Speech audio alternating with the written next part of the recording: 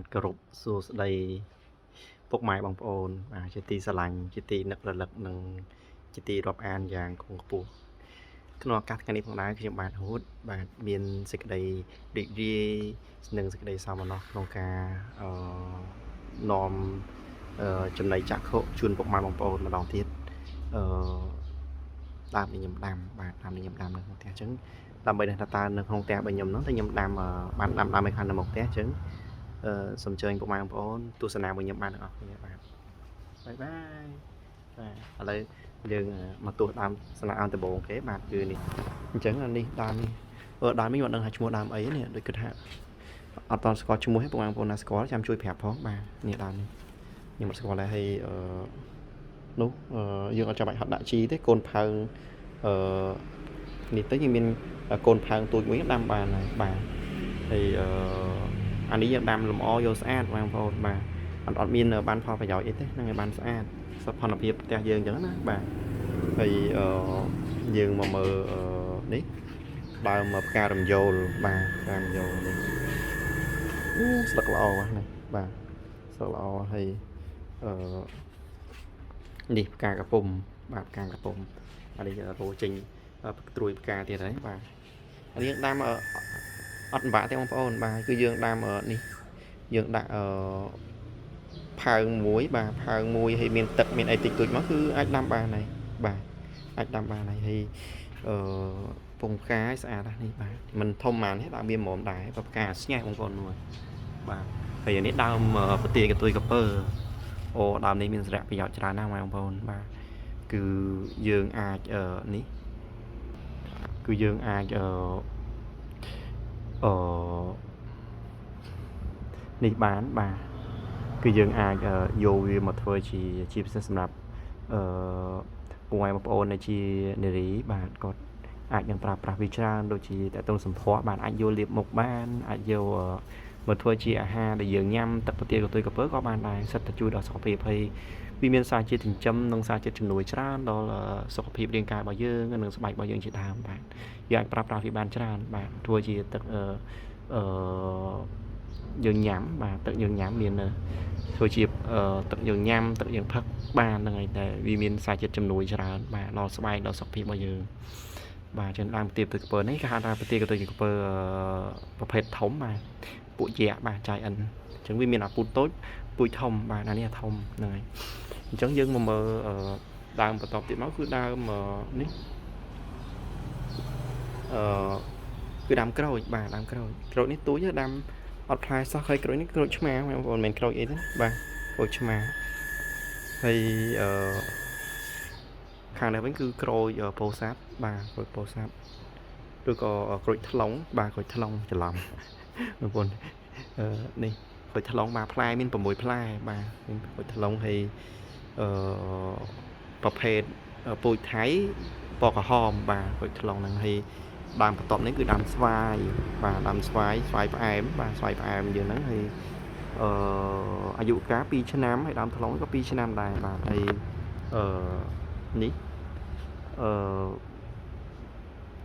អត់តន់ផ្លែទេបាទអត់តន់ផ្លែទេអញ្ចឹងចាំមើលផ្លែពេលណាចាំ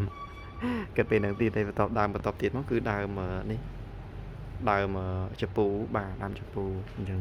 បងប្អូនមើលទៅបាទដើមជពូផ្អែមពូជជពូអាធំបាទមើលទៅស្លឹកវាដឹងហើយប៉ុណ្ណាណៃបាទស្លឹកនេះបងប្អូនធំណាស់អញ្ចឹងយើងចាំមើលថាតើវាមិនបាទអញ្ចឹង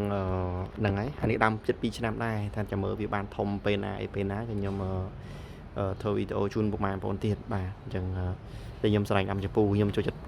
ដាំជពូដើមមកខ្ញុំដាំស្អាតចូលចិត្តណាចូលចិត្តជាងគេគឺដើមស្វាយដើមជពូដើមកទួតដើម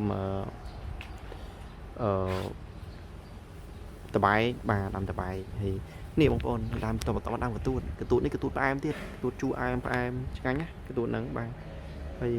ផ្លែកទួតនេះផ្លែញ៉ាំបាន2សាយកទួតហ្នឹងបាទញ៉ាំបាន2សាយហើយអានេះនេះដើមតបែករបស់ខ្ញុំបាទនេះញ៉ាំបានច្រើនដងហើយញ៉ាំបានចង់4 10ផ្លែ20ផ្លែដើមតបែកនេះហើយយកមកផ្លែតាំងពីដំបូងបាទផ្លែ2ឆ្នាំហើយក៏វាផ្លែតិចចឹងណាបងប្អូនបាទដើមវាទូចហ៎ យើងវាអត់ផ្លែច្រើនទេបាទអញ្ចឹងដើមបន្តទៀតមកគឺដើមតបៃនេះកូនតៃមួយដែរដើម2ឆ្នាំបងប្អូនអត់ទៅណានេះនៅប៉ុណ្្នឹងឯងដើមប៉ិនកូនដៃពេល2ឆ្នាំអានេះតបៃអត់ក្របបងប្អូនបាទតបៃក្របហើយដើមបន្តទៀតគឺដើមទៀបហើយទៀបនេះទៀបឆ្ងាញ់ទៀតទៀបនេះទៀបស្វិតទៀបស្វិតបាទទៀបស្វិតបងប្អូននេះមើលអូល្អណាស់ទៀបនេះស្រឡាញ់ខ្ញុំស្រឡាញ់ទៀបនេះណាបាទផ្លែលមុនកាន់បានមួយបាទឆ្ងាញ់ណាស់ទុំដើមឥឡូវផ្លែបាន4ផ្លែទៀតឥឡូវខ្ញុំចាំមើលថាវាកាន់អត់បាទវាកាន់អត់ហើយបន្ទាប់ពីដើមគៀននឹងទៀតមកដើមស្វាយមួយទៀតហើយបាទស្វាយផ្អែមដែរនេះល្អបងប្អូនហ្នឹងហើយរីកដោះល្អស្វាយផ្អែមដែរហើយនឹងឲ្យជាស្រ័យពុកម៉ែបងប្អូននាងថ្លង់តិចបាទនៅយើងថតនៅចិត្តផ្លូវបាទអញ្ចឹងយើងថ្លង់តិចអញ្ចឹងសូមអធិស្ឋានពីពុកម៉ែបងប្អូនផងបាទហើយបន្ទាប់មកគឺដើមនេះដើមគុយថ្លុងដដែលបងប្អូនហើយថ្លុងខ្ញុំ2ដើមចង់2ដើមស្វាយ2ដើមបាទអញ្ចឹងគុយថ្លុងនេះពូជកូនកាត់វាមានផ្អែមផងមានកុហកមានសផងមានក្រហមផងបាទហើយផ្អែមបាទសពូជវាសុទ្ធតែផ្អែមបាទជើងផ្លែខ្លះវាមានក្រហមខ្លះវាមានសវាអត់ទៀងអញ្ចឹងបងប្អូនបាទហើយដាំវាអាយុកាលវាដាំ2ឆ្នាំដែរហើយសិតតែប្រភេទដាំរៀងដាំអត់សូវការថែប្រហែលទេបាទដាំធម្មតាហ្នឹងហើយអញ្ចឹងសរុបមកដើមដែលខ្ញុំដាំមានប៉ុណ្ណឹងបងប្អូនមានដើមនេះដើមលំអមុខផ្ទះដើមផ្ការំយោលដើមទៀបទុយកពើដើមក្រូចឆ្មាដើមក្រូចថ្លុងពណ៌ក្រហមដើមស្វាយផ្អែមដើមនេះបាទដើមចពូធំមកផ្អែមហើយដើមកទួតដល់មកដើមតបែកដើមទៀបដើមស្វាយមួយដើមទៀតហើយដើមក្រូចថ្លុងមួយដើមទៀតហើយនៅមុខផ្ទះបាទនៅមុខផ្ទះបានបងប្អូនមុខផ្ទះទីចោះបាទតែខ្ញុំមាននេះដែរមានលហុងបាទលហុងនេះទើបដាំបានខែនឹងបានញ៉ាំអត់ទេឥឡូវ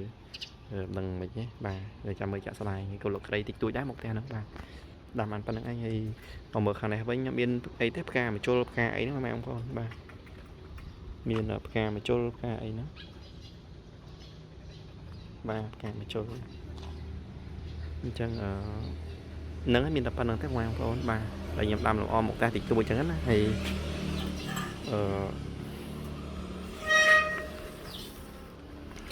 ចូលមកក្នុងផ្ទះវិញមកសបោប្រភេទដែលយើងដាំញ៉ាំហូបផ្លែបានបាទយើងដាំញ៉ាំហូបផ្លែបានអញ្ចឹងនេះបាទមានប៉ុណ្ណឹងឯងបងប្អូនបាទអញ្ចឹង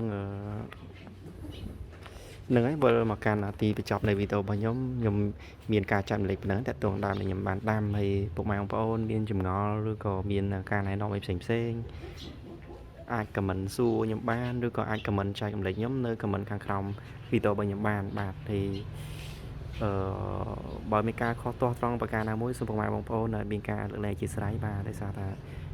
ខ្ញុំមានគោលបំណងគាត់តែចង់ចែករំលែកទៅដល់ដើមខ្ញុំដើមទេបាទអញ្ចឹងមានប៉ុណ្្នឹងឯងបងប្អូនបាទអញ្ចឹងអរគុណច្រើនបាទស្រឡាញ់រាប់អានដល់អ្នកគ្នាបាទអញ្ចឹង